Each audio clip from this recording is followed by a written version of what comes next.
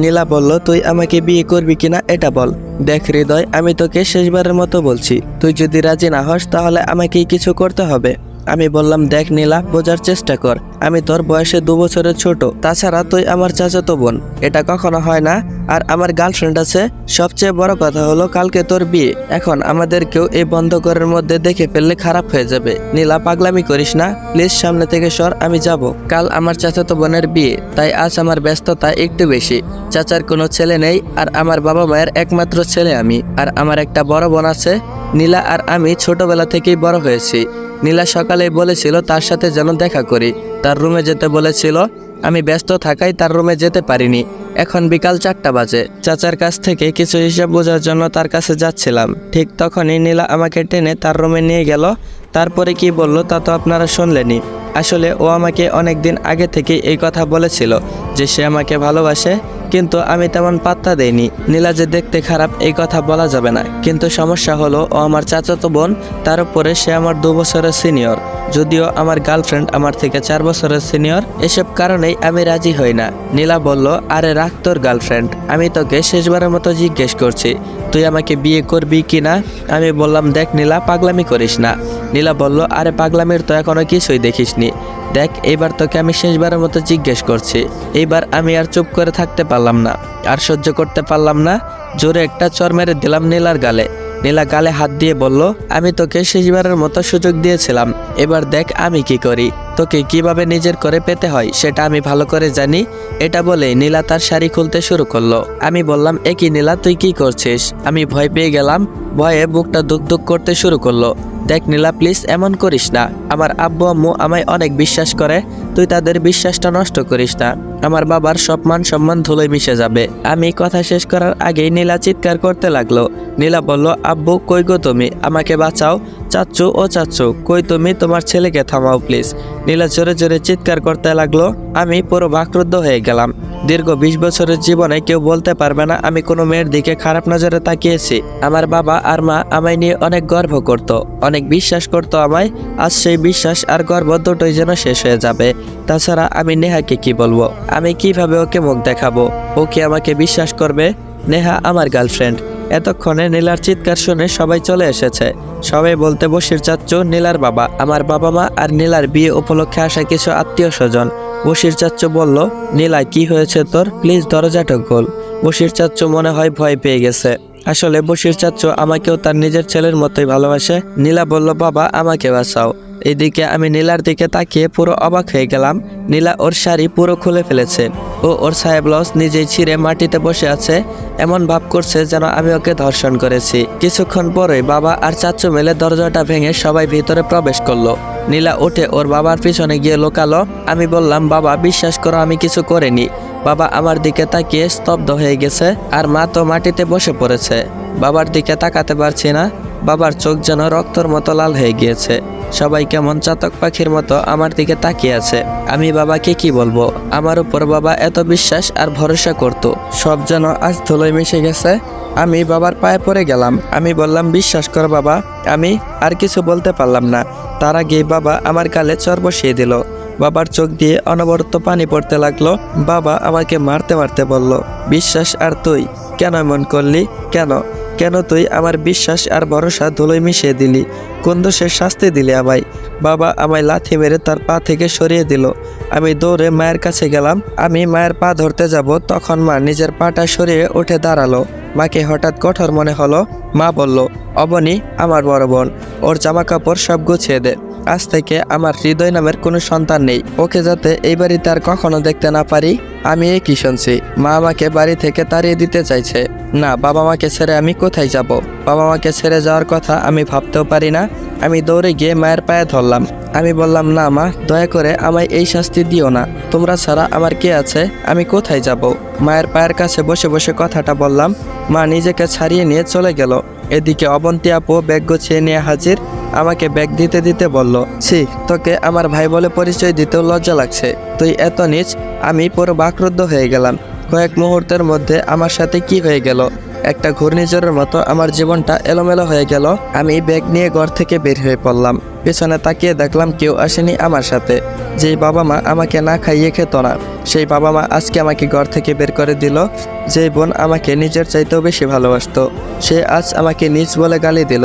আমি আর ভাবতে পারছি না। আমি রাস্তা দিয়ে হেঁটে যাচ্ছি অজানার উদ্দেশ্যে। তখনই দেখলাম নেহা, মানে আমার গার্লফ্রেন্ড, সামনে দাঁড়িয়ে আছে। নেহা হয়তো আমাকে বিশ্বাস করবে। আমি নেহার দিকে এগিয়ে গেলাম। আমি বললাম, নেহা বিশ্বাস করো। আমি কথা শেষ করার আগেই আমার গালে ঠাস করে বসিয়ে দিল। আমি পুরো তাজ্জব হয়ে গেলাম। শেষ পর্যন্ত নেহাও আমাকে অবিশ্বাস করলো। নেহা বলল, কি নেই আমার মধ্যে যে শেষ পর্যন্ত ওই মেয়ের সাথে? ছি, যদি তোর এতই চাহিদা থাকতো তুই আমাকে বলতি, আমি বিয়ের আগেই সব কিছু দিয়ে দিতাম। বলেই নেহা কাঁদতে লাগলো। আমি আর কিছু না বলে সামনের দিকে পা বাড়ালাম। এখানে থেকে আর লাভ নেই, এখানে কেউ আমাকে বিশ্বাস করবে না। নেহা তো আমার চরিত্র সম্পর্কে জানে। ও কিভাবে পারলো আমাকে অবিশ্বাস করতে? আর যেখানে আমার নিজের বাবা মাই অবিশ্বাস করেছে, সেইখানে নেহা তো অনেক দূরের কথা। না, আর থাকবো না এই শহরে। আজ রাতেই এই শহর ছেড়ে ঢাকার উদ্দেশ্যে রওনা দেব। আমি বারবার পিছনে তাকাচ্ছি। এই বুঝি নেহা আমাকে ডাক দেয়, কিন্তু না, নেহা আমার দিকে ফিরেও তাকালো না। হায়রে দুনিয়া, কেউ আমাকে বিশ্বাস করতেও চাইল না। সবাই আমাকে অবিশ্বাস করলো। আমি আর দেরি না করে বাস স্ট্যান্ডের দিকে পা বাড়ালাম। আর থাকবো না এই অবিশ্বাসের মাঝে। আমার কাছে জমানো 5,000 টাকার মতো ছিল। সেই টাকা নিয়ে রওনা হলাম। আধা ঘন্টা হাঁটার পরেই বাস স্টেশনে পৌঁছে গেলাম। বাস স্টেশনে আসার পরেই মনে হলো কেউ আমাকে ডাকছে। পেছনে তাকিয়ে দেখি আমার বেস্ট ফ্রেন্ড অনিক দৌড়াতে দৌড়াতে আসছে। ও হাত নাড়িয়ে আমাকে থামতে বলছে। আচ্ছা, ও আমাকে থামতে বলছে কেন? ও কি আমাকে সবার মতো অবিশ্বাস করবে? দেখা যাক কি হয়। ও ততক্ষণে আমার কাছে পৌঁছে গেছে। অনিক হাঁপাতে হাঁপাতে বলল, হৃদয় দাঁড়া, তুই কই যাচ্ছিস? আর সবাই এসব কি বলছে? আমি বললাম, বিশ্বাস কর ভাই, আমি এসবের কিছুই করিনি। নীলা আমাকে ফাঁসিয়েছে। বলে আর নিজেকে ধরে রাখতে পারলাম না, কান্না শুরু করে দিলাম। হঠাৎই অনিক আমাকে জড়িয়ে ধরে বলল, আমি জানি তুই এমন কাজ করতেই পারিস না। আমি তোকে ছোটবেলা থেকেই চিনি। দুনিয়া উল্টে গেলেও কেউ আমাকে বিশ্বাস করাতে পারবে না যে তুই এমন কাজ করেছিস। আমি অবাক হয়ে ওর মুখের দিকে তাকিয়ে আছি। হায়রে বন্ধুত্ব, যেখানে বাবা মা এমনকি প্রেমিকা পর্যন্ত আমাকে বিশ্বাস করলো না, সেখানে বন্ধু আমায় জড়িয়ে ধরেছে। হয়তো এজন্যই একে বন্ধু বলে। আমি বললাম, আমার সাথেই কেন এমন হলো বলতে পারিস? অনিক বলল, জানি না রে ভাই, তুই চিন্তা করিস না, আল্লাহ চাইলে সব ঠিক হয়ে যাবে। আচ্ছা, এখন তুই কোথায় যাবি ঠিক করেছিস? আমি বললাম, ভাই, এই অবিশ্বাসের মধ্যে আমার পক্ষে থাকা আর সম্ভব না। আমি ঠিক করেছি ঢাকায় চলে যাব। ওখানে গিয়ে একটা কাজ খুঁজে নেব। অনিক আমার গালে ঠাস করে একটা চর মারলো। আমি গালে হাত দিয়ে দাঁড়িয়ে রইলাম। ওই শালা কাজ করবি মানে? শোন, তোকে অনেক বড় হতে হবে। তুই আমার মাথায় হাত রেখে বল তুই পড়ালেখা বন্ধ করবি না। আমি ওর মাথায় হাত রেখে নিশ্চুপ হয়ে দাঁড়িয়ে আছি। অনিক বলল, ও তুই ঢাকায় কোথায় থাকবি এই চিন্তা করছিস? দাঁড়া। এই বলে পকেট থেকে একটা কাগজ বের করে দিল। এই নে, এই ঠিকানায় চলে যাবি। ওনার কোনো ছেলে নেই, তুই ওখানে গিয়ে ওনার বাসায় উঠে পড়িস। আমি বললাম, কিন্তু আমাকে ওনার বাসায় কেন উঠতে দিবেন? আর উনি যদি সব জানেন তাহলে আমাকে বাসা থেকে বের করে দেবে। অনিক বলল, আরে ধুর শালা, তুই শুধু যা, বাকিটা আমি ম্যানেজ করে নিব। উনি আমায় ওনার নিজের ছেলের মতোই ভালোবাসে আর বিশ্বাসও করে। আমি ওনাকে সব বুঝিয়ে বলবো, তোর কোনো প্রবলেম হবে না। উনি তোকে ভালো একটা কলেজে ভর্তি করিয়ে দিবে। আমি কি বলবো ভেবে পাচ্ছি না। ভাগ্যিস এমন একটা বন্ধু ছিল। আমি ওকে কি বলে যে ধন্যবাদ দেব ভাষা খুঁজে পাচ্ছি না। আমি বললাম, ভাই, তোর এই উপকার আমি কখনো বলবো না। তোকে অনেক ধন্যবাদ। অনিক বলল, ওই শালা, বন্ধুর মাঝে আবার কিসের ধন্যবাদ? আর শোন, মানিব্যাগটা বের করে বলল, ধর, এইখানে 3,000 টাকা আছে, রেখে দে, পরে কাজে লাগবে। আমি বলল, না ভাই, লাগবে না, আমার কাছে আছে। অনিক বলল, আরে ধর শালা, ধর, পরে আবার ফেরত দিয়ে দিস। আমি ওকে জড়িয়ে ধরে বাচ্চাদের মতো কান্না শুরু করে দিলাম। অনিক বলল, দেখ ভাই, আল্লাহ যদি চাই তাহলে সব আগের মতো ঠিক হয়ে যাবে। তুই শুধু মন দিয়ে পড়ালেখা কর আর নিজেকে গড়ে তোল। বাস ছেড়ে দিল। আমি ওকে বিদায় দিয়ে বাসের ভিতরে উঠে গেলাম। বাইরে তাকিয়ে দেখলাম কেউ আমাকে নিতে আসছে কিনা। না, কেউ আসেনি। শুধু আমার বন্ধুটা বাহির থেকে হাত নাড়িয়ে বিদায় জানাচ্ছে। আমি ওকে বিদায় জানালাম। আজ আমি রওনা হলাম নতুন জীবনের উদ্দেশ্যে। কাল থেকে আমার নতুন জীবন শুরু। টানা 5 ঘন্টা জার্নির পর পৌঁছালাম ঢাকা। আমি আগেও বাবার সাথে কয়েকবার ঢাকা এসেছি, কিন্তু এইবার প্রথম ঢাকায় আসলাম। কেমন যেন একটু ভয় ভয় লাগছে, কিন্তু এতটাও ভয় লাগছিল না, কারণ অনিকের চাচ্চুর বাসায় গিয়ে উঠবো, তাই আর থাকার কোনো চিন্তা নেই। কিন্তু মনটা অসম্ভব খারাপ লাগছে। মাত্র একটা দিন, কয়েকটা মুহূর্ত, আমার পুরো জীবনটা বদলে গেল। কালকেও ছিলাম বাবা মায়ের আদরের একমাত্র সন্তান, কিন্তু আজকে মাত্র একদিনের ভিতরে জীবনটাই পুরো বদলে গেল।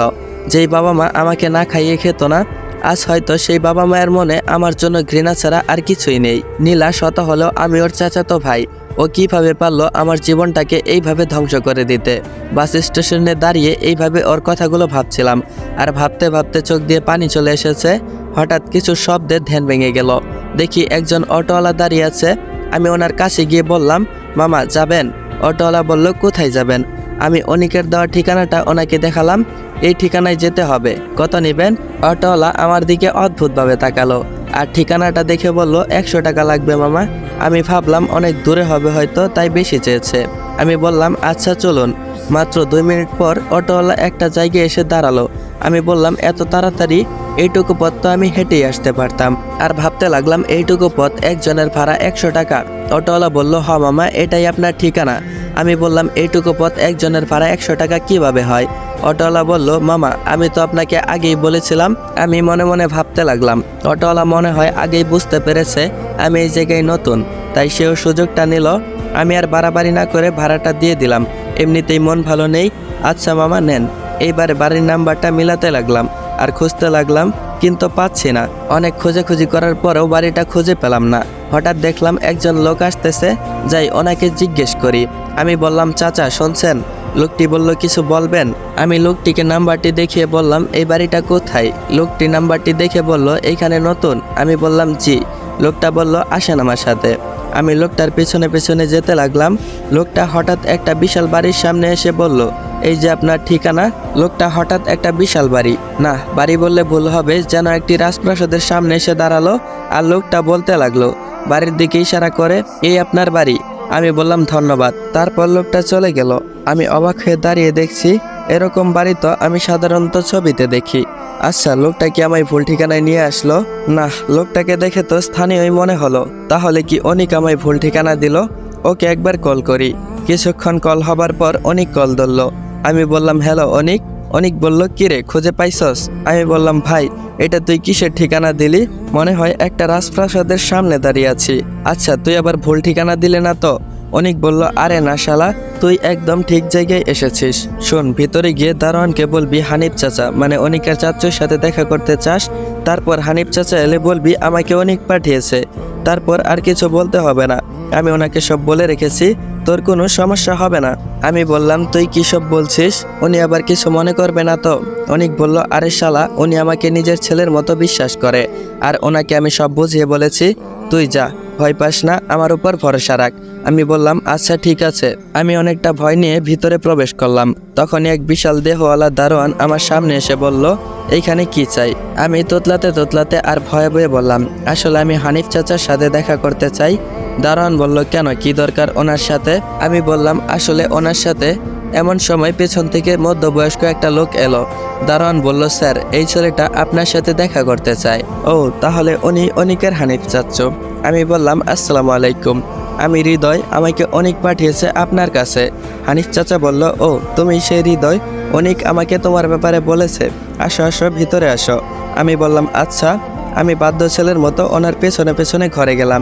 উনি আমায় একটা রুমে নিয়ে গেল, বিশাল একটা রুম। হানিফ চাচা বলল, এই হলো তোমার রুম, আজকে থেকে তুমি এইখানেই থাকবে। এত বড় একটা রুম, অনেক দামি দামি ফার্নিচার দিয়ে সাজানো, খুব সুন্দর করে গোছালো। মনে হয় আমি আসবো শুনে গুছিয়ে রেখেছে। প্রথম দেখায় এত সুন্দর ব্যবহার। উনি সত্যি একজন মহৎ মানুষ। আসলে ওনার কোনো সন্তান নেই, তাই হয়তো এত উদার। হানিফ চাচা বলল, হৃদয় তুমি আমায় চাচ্চু বলে ডাকতে পারো। আমি বললাম, আচ্ছা চাচ্চু। আপনাকে অনেক। কথা শেষ করার আগেই উনি বলে উঠলেন, এখন আর কোনো কথা নয় মাই বয়, তুমি আসবে শুনে তোমার চাচি অনেক রান্না করেছে, তাড়াতাড়ি ফ্রেশ হও, খেয়ে দিয়ে কথা হবে। বলেই উনি চলে গেলেন। এত বড় একটা রুম আমার জন্য, ভালোই হলো, সাথে ওয়াশরুমটাও ফিট করা। আমি ঘুরে ঘুরে রুমটা দেখছিলাম। এমন সময় অনিক আবার কল দিল। আমি কল রিসিভ করলাম। অনিক বলল, কিরে ভিতরে ঠিক মতো পৌঁছিয়েছিস? আমি বললাম, হ্যাঁ।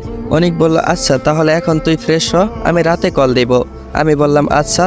আমি ফ্রেশ হয়ে বের হলাম। এমন সময় একজন এসে আমাকে ডেকে গেল খাওয়ার জন্য।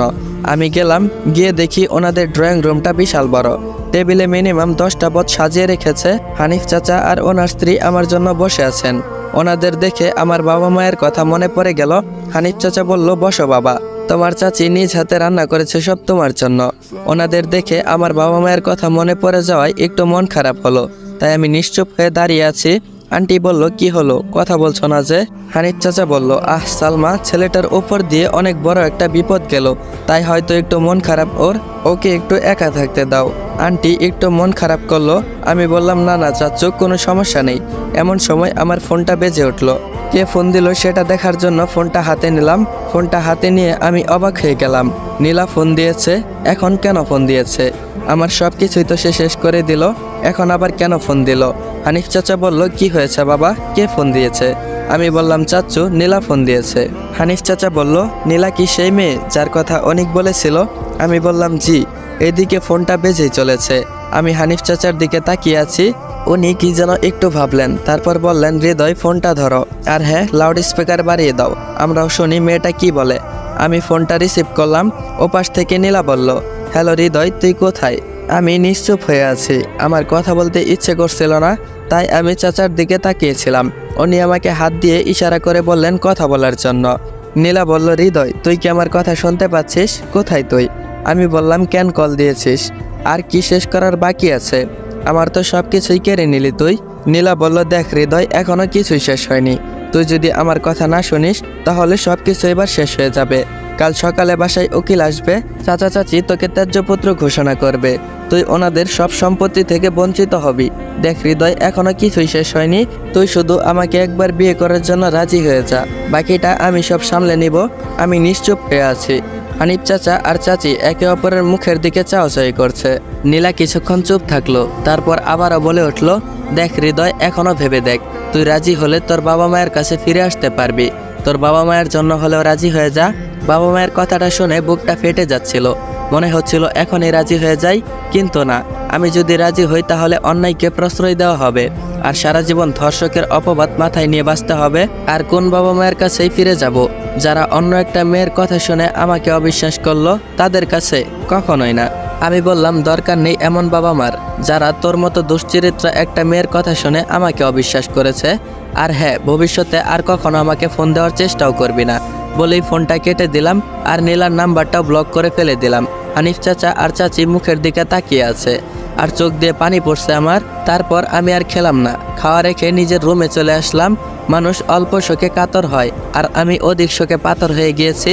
চাচি আমাকে ডাকতে চাইলো, কিন্তু চাচা থামিয়ে দিয়ে বলল, থাক, যেতে দাও। ছেলেটার উপর অনেক বড় একটা ঝড় যাচ্ছে, ওকে একটু একা থাকতে দাও। একা থাকলে মনের কষ্টটা একটু হালকা হবে। কিছুক্ষণ পরে তুমি ওর রুমে খাবার নিয়ে যেও। বাচ্চা মানুষ, বাবা মায়ের কথা মনে পড়ছে হয়তো। চাচি একটা দীর্ঘশ্বাস ছেড়ে বলল, আচ্ছা। আমি আমার রুমে এসে পড়লাম। পাশেই দেখি ব্যালকনি আছে। ব্যালকনি থেকে চাঁদ দেখা যাচ্ছিল। আমি ব্যালকনিতে গিয়ে চাঁদ দেখে সবকিছু বলার চেষ্টা করছিলাম। এমন সময় অনিক কল দিল। অনিক বলল, কিরে, কি খবর? আমি একটা দীর্ঘশ্বাস ছেড়ে ধীর কণ্ঠে বললাম, হ্যাঁ ভালোই। অনিক বলল, ওখানে তোর কোনো অসুবিধা হচ্ছে না তো? আমি বললাম, না না, কোনো অসুবিধা হচ্ছে না। অনিক বলল, শোন, তুই অনেক জার্নি করেছিস, এখন আর রাত জেগে থাকিস না, শরীর খারাপ করবে। তুই কোনো চিন্তা করিস না, আল্লাহ চাইলে সব ঠিক হয়ে যাবে। আমি বললাম, আচ্ছা। অনিক আবারও বলল, আর শোন, নেহার কোনো খবর শুনেছিস? আমি বললাম, কিসের খবর? অনিক বলল, নেহার ঢাকায় একটা ভার্সিটিতে চাকরি হয়েছে। আমি বললাম, ওহ ভালো। অনিক বলল, আচ্ছা তুই ঘুমা। তারপর আমি এসে শুয়ে পড়লাম। কিছুক্ষণ পরে চাচি আমার রুমে ভাত নিয়ে আসলো। চাচি বলল, হৃদয়, উঠো, খেয়ে নাও। আমি বললাম, না চাচি, এখন আমি খাবো না, ভালো লাগছে না। চাচি বলল, না, তা বললে কি হয়? তুমি সেই সকাল থেকে জার্নি করছো, তারপরে আবার এসেছো, কিছুই খাওনি। এইভাবে চললে তুমি তো অসুস্থ হয়ে যাবে। তুমি ওঠো, আমি তোমাকে খাইয়ে দিচ্ছি। চাচির চোখে মুখে কিছুটা মলিন ভাব দেখতে পেলাম। উনি আমার ওপর মায়ের মতো অধিকার খাটাচ্ছে। আসলে মা না হতে পারার কষ্টটা যে কেমন, সেটা আমি ওনাকে না দেখলে বুঝতেই পারতাম না। সব নারীরই তো মা হতে ইচ্ছে হয়। নারীর আসল মহিমাই হচ্ছে এই ব্যাপারটাই। কিন্তু চাচি মা হওয়ার সুযোগ থেকে বঞ্চিত। চাচির জন্য আমার খুব মায়া লাগলো। আচ্ছা, কেমন হয় যদি আমি যতদিন এইখানে আছি ততদিন যদি আমি ওনার মা হওয়ার ইচ্ছাটা পূরণ করি? একবার বলেই দেখি। তারপর আমি বললাম, চাচি, আমি কি আপনাকে মা বলে ডাকতে পারি? চাচি মনে হয় এই কথাটা শোনার জন্য প্রস্তুত ছিল না। উনি আমার দিকে ফেল ফেল করে তাকিয়ে রইলেন। ওনার চোখের কোণায় পানি এসে গেল। উনি হঠাৎ করে আমাকে জড়িয়ে ধরে কান্না শুরু করে দিল। একজন নারীর মা হতে না পারার কষ্টটা একজন নারী বুঝতে পারে। আমি ওনার মাথায় হাত বোলাতে লাগলাম। এমন সময় দেখি চাচা দরজায় দাঁড়িয়ে আছে। ওনার চোখেও পানি জমে গেছে। উনি হাত দিয়ে চোখ মুছতে লাগলেন। এমন সময় বললেন চাচা, সালমা কি হচ্ছে? ছেলেটা সকাল থেকে না খেয়ে আছে, ওকে আগে খেতে দাও। চাচি আমাকে ছাড়ছিল না, আমাকে জড়িয়ে ধরে রেখেছিল। চাচার চোখটাও কেমন যেন ছলছল করছিল। এমন সময় চাচা আবারও বলে উঠল, জানি একদিন ভাঙবে বল, সেদিনের অপেক্ষায় কাটাই প্রহর। কোনো দোষ ছিল না, প্রমাণ করে নষ্ট জীবন থেকে একদিন নিব অবসর। চাচি আমাকে ছাড়ছিল না, আমাকে জড়িয়ে ধরে রেখেছে। চাচার চোখটাও কেমন যেন ছলছল করছে। এমন সময় চাচা বলে উঠল, সালমা ও সকাল থেকে কিছুই খায়নি, ওকে আগে কিছু খাইয়ে দাও। এটা বলেই চাচা সেখান থেকে চলে গেল। চাচা চলে যাওয়ার পর চাচি উঠে বসলো, তারপর বলল, নে বাবা কিছু খেয়ে নে, সকাল থেকে কিছুই খাসনি, না খেলে শরীর খারাপ করবে। আমি বললাম, না চাচি, খেতে মন চায় না। চাচি বলল, হৃদয় বড়দের কথা শুনতে হয়, আমি তো তোর মায়ের মতো না, আজ থেকে আমিই তোর মা। এখন মা তোমায় খেতে বলছে, খেয়ে নাও। মায়ের কথা শুনে বুকটা মোচড় দিয়ে উঠল। আজ আমার মা থাকলে এমন ভাবেই বলতো আর খাইয়ে দিত। আমার চোখে পানি চলে আসলো। আমার চোখে পানি দেখে চাচি, না এখন থেকে তো উনি আমার মা। মা বলে উঠল, খেয়ে নে বাবা, তোর এক মা তাড়িয়ে দিয়েছে তো কি হয়েছে, তোর আরেক মা তো আছে। আমি আর কোনো কথা বলতে পারলাম না। যেখানে আপন মানুষেরা সবাই পর করে তাড়িয়ে দিল, সেখানে পর মানুষেরা আপন করে নিল। আমি আর কথা বললাম না, বাধ্য ছেলের মতো খেয়ে নিলাম। খাওয়ার মধ্যে কোনো কথা বললাম না। মা মাঝে মাঝে আমাকে সান্ত্বনা দিচ্ছিল। ভাবতেই অবাক লাগে, মাত্র একটা দিনের ভিতরে ওরা আমাকে কিভাবে আপন করে নিল। খাওয়া শেষ হওয়ার পর মা বলল, বাবা এবার তুই ঘুমিয়ে পড়। আমিও বাধ্য ছেলের মতো শুয়ে পড়লাম। উনি আমার মাথায় হাত বুলিয়ে দিচ্ছিল। আমি ঘুমানো পর্যন্ত উনি আমার পাশে বসে মাথায় হাত বুলাচ্ছিল। সকালে পাখির কিচিরমিচির শব্দে আমার ঘুম ভাঙলো। জানালা দিয়ে বাইরে তাকিয়ে আমি তো পুরাই অবাক হয়ে গেলাম। আমার জানালার পাশে ছোটখাটো একটা বাগান। ঢাকা শহরে তো আজকাল বাগান বাড়ি নাই বললেই চলে। আমি হঠাৎ রুমের বাইরে উঠে গেলাম, দেখলাম মা সকালে নাস্তা রেডি করছে। আমাকে দেখেই একটু মিষ্টি হাসি দিয়ে বলল, কি খবর তোমার, উঠে গেছো? আমি এক্ষুনি যাচ্ছিলাম তোমায় জাগাতে। তোমার রুমে ওয়াশরুম আছে, যাও ফ্রেশ হয়ে আসো। তারপর আমি রুমে এসে ফ্রেশ হয়ে নাস্তা করতে গেলাম। সবাই মিলে বসে খাচ্ছিলাম। হঠাৎ চাচা বলে উঠল, হৃদয় তোমার পড়ালেখার কি অবস্থা? চাচি বলল, মানে আমার মা, কি হচ্ছে? ছেলেটা মাত্র কালকে আসলো, ওকে কিছুদিন সময় দাও, তারপর না হয় এসব কথা বলো। চাচা বলল, না সালমা, তুমি বুঝতে পারছো না, জীবনে অনেক এরকম ঝড় আসবে যাবে, তাই বলে চুপ করে থাকাটা উচিত নয়। যতদিন চুপ করে থাকবে ততদিন জীবন থেকে পিছিয়ে যাবে। আমি বললাম, না চাচা, আমার কোনো সমস্যা নেই। আসলে 1 মাস আগেই আমার এসএসসি পরীক্ষার রেজাল্ট দিয়েছে, রেজাল্ট মোটামুটি ভালোই হয়েছে। চাচা বলল, ও তাহলে তো ভালোই। আমার বন্ধুর একটা প্রাইভেট ভার্সিটি আছে, অনেক ভালো একটা ভার্সিটি। আমি চাই তুমি সেখানেই ভর্তি হও, তুমি কি বলো? আমি অবাক হয়ে ওনার দিকে তাকিয়ে রইলাম। উনি আমায় কতদিন হয় চিনে? একদিনও হয়নি ভালো করে, একদিনেই কত আপন করে নিলেন আমায়। আমাকে নিজের ছেলের মতো করেই খেয়াল রাখছেন। আমার চোখে পানি চলে এলো। মানুষ এত ভালো হয় কি করে, সেটা আমি ভেবে পাচ্ছি না। চাচা আবার বলে উঠল, হৃদয় তুমি ঠিক আছো? তারপর আমি চোখের পানি আড়াল করে বললাম, হ্যাঁ চাচা, আপনি যেখানে চান আমি সেইখানেই ভর্তি হব। চাচা বলল, তাহলে তো হয়েই গেল, আমি আজই তোমায় ভর্তি করিয়ে দিব। সামনের মাস থেকে ক্লাস শুরু হবে।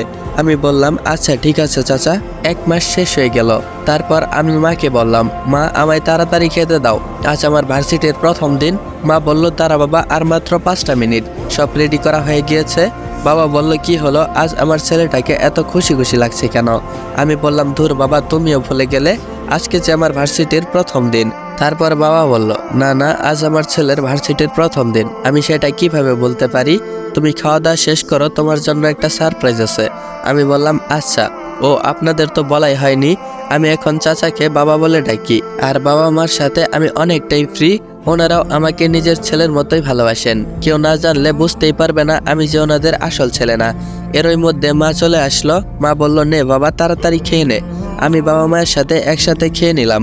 তারপর মা আর বাবা আমায় এগিয়ে দেওয়ার জন্য বাইরে আসলেন, কিন্তু মা পেছন থেকে হঠাৎ করে আমার চোখ দুটো চেপে ধরলেন। আমি বললাম, মা কি হচ্ছে, আমার দেরি হয়ে যাচ্ছে তো।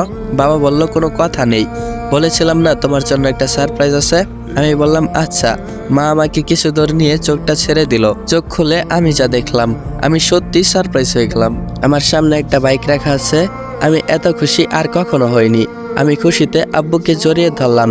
আজ আমার ভার্সিটির প্রথম দিনে এমন একটা সারপ্রাইজ আমি কখনোই সত্যি ভাবতে পারিনি। জীবনের প্রথম বাইক বলে কথা, ফিলিংসটা একটু বেশিই ছিল। আম্মু বলল, বাবা শুধু বাবা কি জড়িয়ে ধরবে, আমি বলছি কেউ না।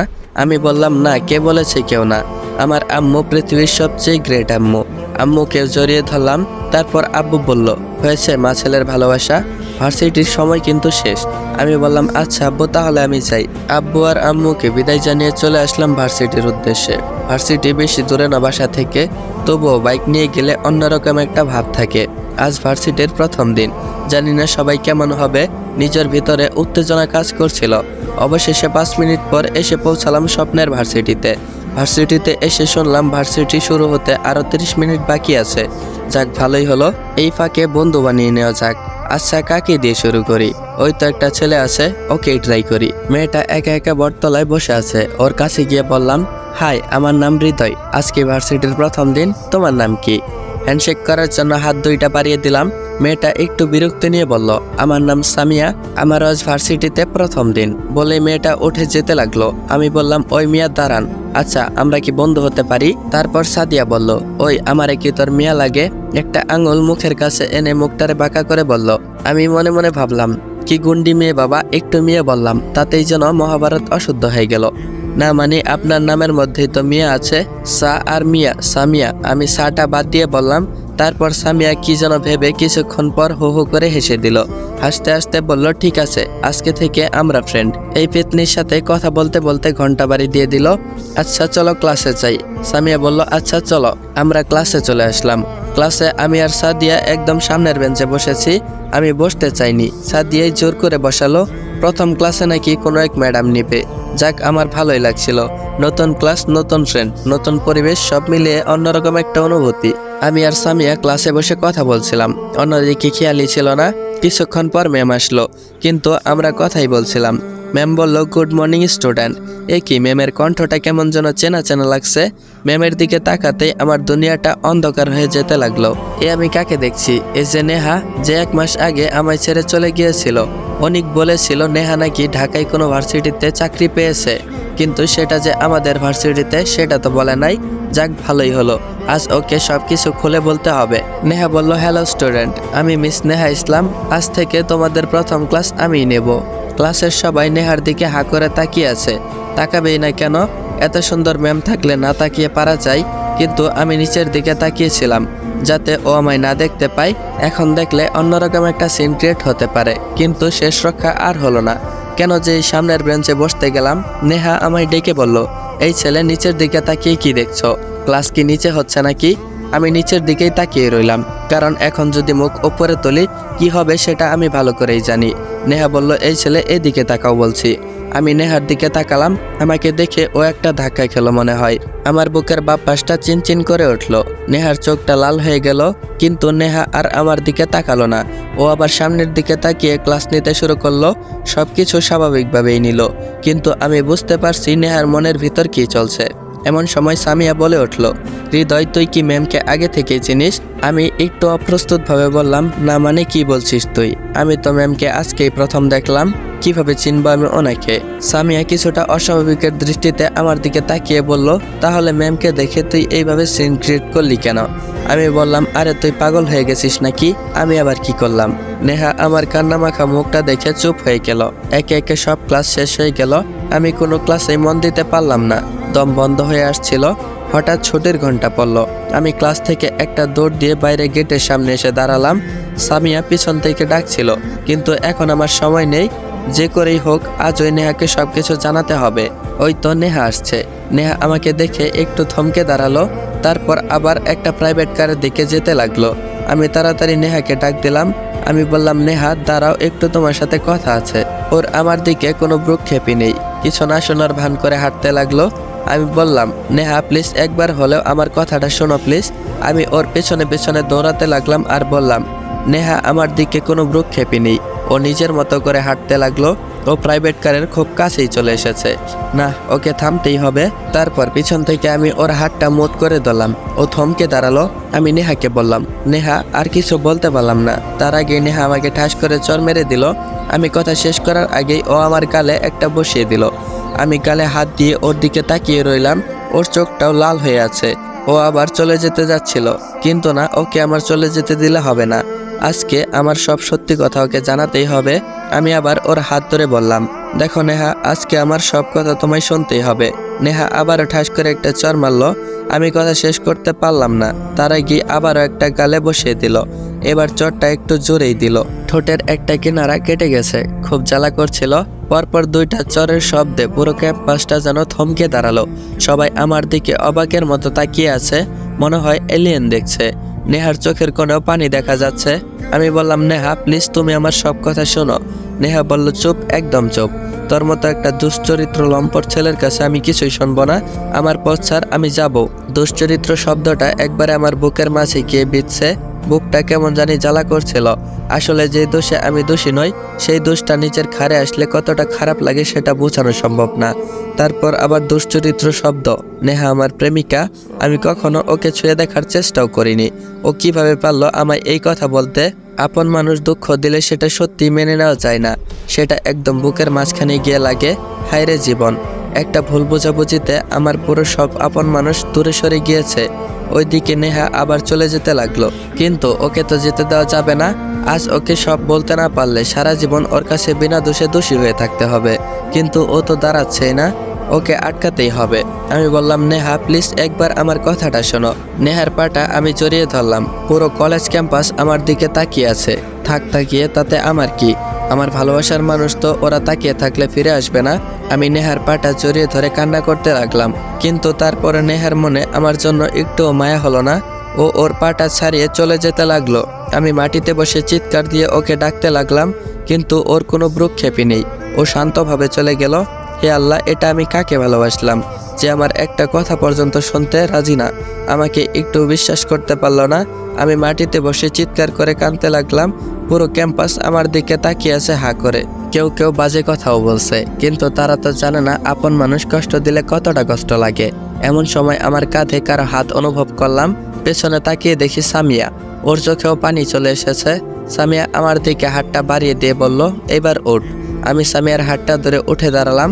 সামিয়া বলল, ম্যামের সাথে তোর কি হয়েছে রে? আমি বললাম, সামিয়া এখন আমার ভালো লাগছে না, আমি এখন বাসায় যাচ্ছি, তোকে অন্য একদিন বলবো সব। আমি চলে যেতে লাগলাম। সামিয়া বলল, আরে দাঁড়া, আমাকে একটু বাসায় নামিয়ে দে। আমি বললাম, আজ আমার ভালো লাগছে না রে, তুই প্লিজ রিক্সা করে বাসায় চলে যা। সামিয়া পিছন থেকে কি যেন বলছিল, কিন্তু আমি আর দাঁড়াই নাই। আমার মনটা ভালো লাগছে না। আমি কোনো কথা না বলে বাইকটা নিয়ে সোজাই বাসায় চলে আসলাম। প্রচুর কান্না পাচ্ছিল। তাড়াতাড়ি বাসায় এসে রুমে ঢুকতে যাব এমন সময় আম্মু জিজ্ঞেস করলো, কিরে ভার্সিটিতে আজ প্রথম দিন কেমন কাটলো? আমি মুখে মুচকি হাসি নেওয়ার চেষ্টা করে বললাম, ভালো। কতটা ভালো কেটেছে সেটা আমিই জানি। আম্মু কিছুটা আমার দিকে তাকিয়ে হন্তদন্ত হয়ে আমার দিকে ছুটে আসলো। আমার মুখটা ধরে বলল, কিরে বাবা, তোর কি হয়েছে? তো কেমন দেখাচ্ছে কেন? তোর ঠোঁটটা কাটলো কিভাবে? আমি বললাম, আরে না আম্মু, তেমন কিছু হয়নি। আজকে অনেকদিন পর বাইক চালিয়েছি তো, তাই একটু ব্যথা পেয়েছি। কিছু হবে না, ঠিক হয়ে যাবে। শরত, আমি একটু রুমে যাব এখন। আমি রুমে যেতে লাগলাম, কিন্তু আম্মু আমার হাতটা ধরে বলল, দেখ বাবা, কি হয়েছে আমাকে বল। কারোর সাথে কি মারামারি হয়েছে? কান্না ভেজা চোখে আমার দিকে তাকিয়ে বলল। আমি কিছু বলতে যাব, ঠিক তখনই আব্বু বলে উঠল, সালমা, ওকে একটু একা থাকতে দাও। ওর কলেজের প্রিন্সিপাল আমায় সব বলেছে। বাবা, তুই এখন উপরে গিয়ে বিশ্রাম নে। আমি বললাম, আচ্ছা আব্বু। তারপর আমি রুমে চলে গেলাম। আম্মু বলল, কিন্তু? বাবা বলল, কোনো কিন্তু না, তুমি আমার সাথে আসো, আমি তোমায় সব কিছু বলছি কি হয়েছে। আমি রুমে এসে ব্যাগটা রাখলাম। মনটা খুব খারাপ লাগছে। কি হতো নেহা যদি আমার কথাগুলো একবার শুনতো? হয়তো ও সহ্য করতে পারে নাই। আসলে ও আমায় খুব ভালোবাসতো, তাই হয়তো ওর অনেক খারাপ লাগছে। রাগের বশে হয়তো আমার সাথে খারাপ ব্যবহার করে ফেলেছে, কিন্তু ও তো জানে না আমার উপর কি জ্বর বয়ে যাচ্ছে।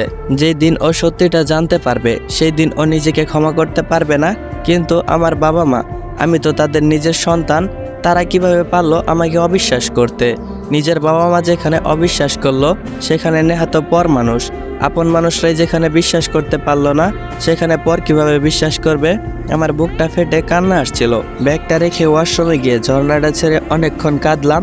আজ আমার কান্নার বাদ ছেড়ে গেছে। এই অল্প বয়সে এত বেশি মানসিক চাপ আমি নিতে পারছি না। হে আল্লাহ, এর থেকে বেশি চাপ আমি নিতে পারছি না। আল্লাহ, তুমি আমাকে সাহায্য করো। আমি একটা বাচ্চা শিশুদের মতো কান্না করলাম। পাক্কা আধা ঘন্টা পর বের হলাম। বের হয়ে দেখি অনেকগুলো ফোন দিয়েছে, প্রায় 5টার মতো মিস কল। আমি তাড়াতাড়ি কল ব্যাক করলাম। কল ব্যাক করে বললাম, হ্যালো কিরে, কি খবর? অনিক বলল, ভালো, তোর কি খবর? আমি বললাম, আলহামদুলিল্লাহ ভালো। তা ফোন দিয়েছিস কেন? অনিক বলল, ও হ্যাঁ, তোকে যেই কারণে ফোন দিয়েছি সেটা তো বলাই হয় নাই। শোন, সামনের মাসে 5 তারিখে নিরাপুর বিয়ে। আমি বললাম, সরি রে দোস্ত, আমি আসতে পারবো না, আমি আর কখনো ওই এলাকায় যাব না। অনিক বলল, আরে শালা, তোর আসতে হবে না, আমরাই আসবো।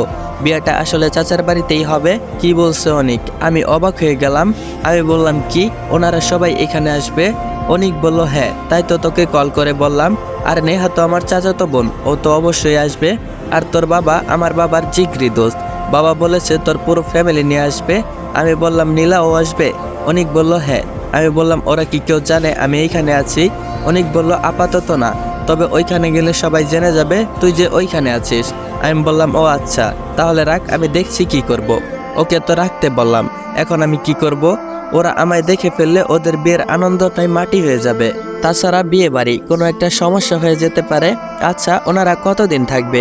আমি দেখি অনিককে জিজ্ঞেস করে নেই। অনিককে আবারও কল দিলাম। কল দেওয়ার সাথে সাথে অনিক রিসিভ করলো। আমি বললাম, হ্যালো অনিক। অনিক বলল, হ্যাঁ বল। আমি বললাম, আচ্ছা, ওনারা কতদিন থাকবে? অনিক বলল, এখনো কিছু বলা সম্ভব নয়, কারণ বিয়ের এখনো 1 মাস বাকি। আমি বললাম, ও আচ্ছা, এখন তাহলে রাখি, কি আর বলবো। অনিক বলল, আচ্ছা ঠিক আছে। আচ্ছা, আমি এখন কি করব? আমি কখনো চাই না ওনাদের সামনে যেতে, আমার কিছু একটা করা উচিত, কিন্তু আমি কি করব? যাই করি, ওনারা কতদিন থাকবে সেটার উপর ভিত্তি করেই কিছু করতে হবে। ওনারা কতদিন থাকবে সেটা তো বিয়ের কয়দিন আগেই জানতে পারবো। না, এখন আর এত চিন্তা করে লাভ নেই, যা চিন্তা করার তখন করব। এমন সময় আম্মুর ডাক পড়লো। আম্মু বলল, কি ব্যাপার, এত মনোযোগ দিয়ে কি চিন্তা করা হচ্ছে? আমি বললাম, না আম্মু, তেমন কিছু না। আম্মু বলল, তুমি কি ভার্সিটির ঘটনা নিয়ে চিন্তা করছো? আমি বললাম, মানে? ভার্সিটির ঘটনার কথা আম্মু কিভাবে জানলো? আম্মু বলল, তুমি মনে হয় ভুলে গিয়েছো, তোমার প্রিন্সিপাল স্যার তোমার আব্বুর বন্ধু হয়, উনি তোমার আব্বুকে সব বলেছে। আমি বললাম, ও। আম্মু বলল, থাক, সেসব কথা বাদ দাও, এসব কথা চিন্তা করে কোনো লাভ নেই, যা হবার তা তো হয়ে গিয়েছে।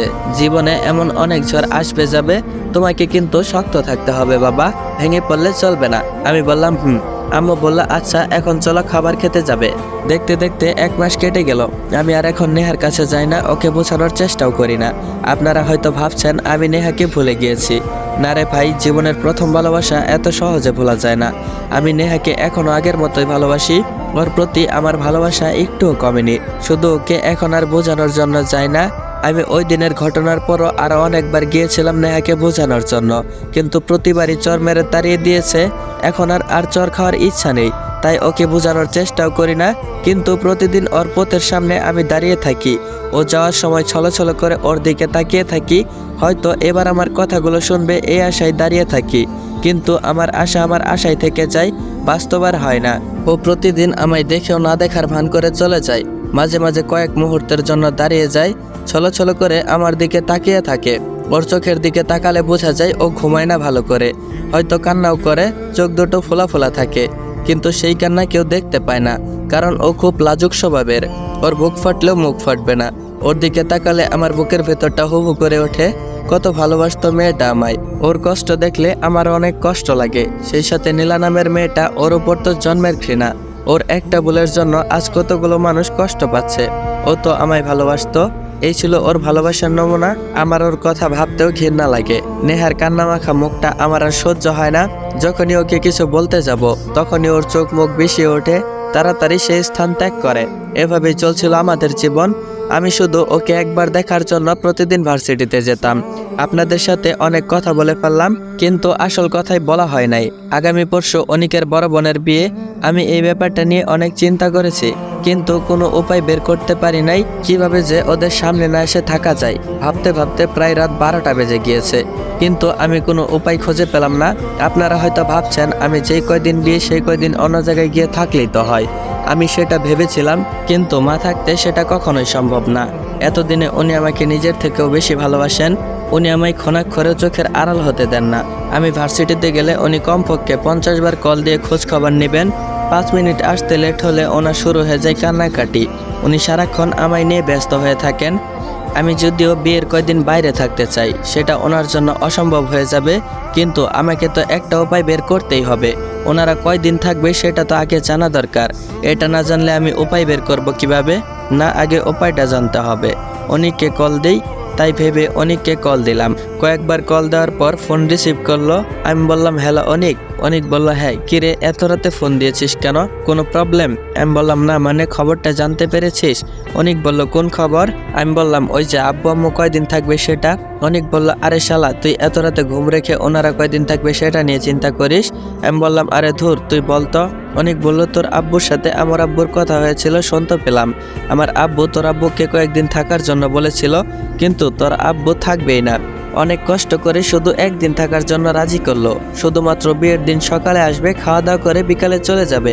আমি বললাম শুধুমাত্র একদিনের জন্য এত দূরে আসবে, তার চেয়ে না আসলেই তো পারতো। অনিক বলল উনি তো আসতেই চাচ্ছিল না, কিন্তু আমার আব্বুর জোরাজোরিতে রাজি হলো। ও হ্যাঁ, আরেকটা কথা বলার ছিল। আমি বললাম বল। অনিক বলল গতকালকে তোর আব্বু আমায় তোদের বাসায় ডেকেছিল। আমি যাওয়ার পরে দেখি বাসায় কেউ নেই, শুধু তোর আব্বু আম্মু বসে আছে। আমি যাওয়ার পরে তোর ব্যাপারে অনেক কিছু জিজ্ঞেস করেছিল, তুই কই আছিস, কেমন আছিস, ভালো আছিস কিনা, তোর সাথে আমার যোগাযোগ আছে কিনা, এই আর কি। আমি বললাম তুই কি বলেছিস? অনিক বলল আমি বলেছি তোর ব্যাপারে আমি কিছুই জানি না, তোর সাথে আমার কোনো যোগাযোগ নেই। আমি বললাম ভালো করেছিস। অনিক বলল তবে একটা কথা। আমি বললাম কি? অনিক বলল ওনাদের দেখে মনে হলো ওনারা ভালো নেই। আন্টির চোখগুলো কেমন জানি লাল লাল দেখাচ্ছিল, মনে হয় তোর কথা মনে করে ওনার ঘুম হয় না রাতে। ওনাদের কেমন জানি মনে হচ্ছিল, ওনাদের দেখে আমার ওই মন খারাপ হয়েছিল। আমার মনে হয় কি জানিস, ওনারা তোকে ক্ষমা করে দিয়েছে, তুই ফিরে এলে ওনারা তোকে ফিরিয়ে দিতে পারবে না, ওনারা তোকে ক্ষমা করে দিবে। আমি বললাম না রে দোস্ত, এটা হয় না। আমি জানি আমার বাবা মা আমার উপর বেশি দিন রাগ করে থাকতে পারবে না, আমি গেলে ওনারা আমাকে ক্ষমা করে দিবেন, কিন্তু আমি ওনাদের সামনে কোন মুখ নিয়ে যাব ভেবে দেখেছিস? ওনারা হয়তো আমাকে ক্ষমা করে দিবেন, কিন্তু সারা জীবন ধর্ষক নামের একটা মিথ্যা অপবাদ আমার মাথায় নিয়ে বাঁচতে হবে। আমি কখনো পারবো না ওনাদের সামনে মুখ উঁচু করে কথা বলতে, বরং আমার জন্য ওনাদের পাড়া প্রতিবেশীর কথা শুনতে হবে। আর বশির চাচ্চু, ওনাকে আমি কি করে মুখ দেখাবো? উনি তো আমায় নিজের ছেলের মতোই ভালোবাসতেন, আমার বাবার থেকেও উনি বেশি সময় দিতেন।